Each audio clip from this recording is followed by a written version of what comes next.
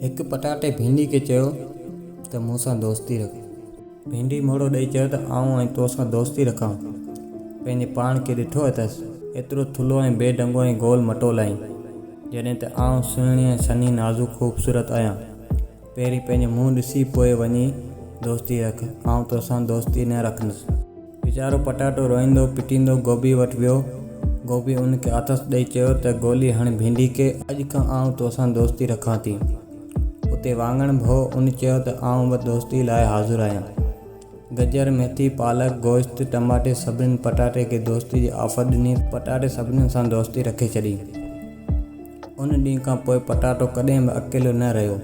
ख़ुशि गुज़ारण लॻो, कॾहिं गोभी सां गॾु त कॾहिं गोश्त, वाङणनि सां गॾु त कॾहिं गजरनि सां। पटाटो कंहिं न कंहिं सां पंहिंजो जोड़ ठाहियो पियो हले।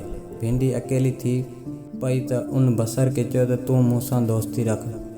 जॾहिं खां भिंडी बसर सां दोस्ती रखी, बसर उनखे रोज़ु रुआड़े थो। भिंडी जूं अखियूं बसर साड़े छॾियूं आहिनि, पर हाणे छा थो थी सघे जॾहिं त पटाटो हाणे ख़ुशि पियो गुज़ारे। उन करे ही चवणी मशहूरु आहे त अब पछतावा क्या हो जब चिड़िया चुग गई खेत।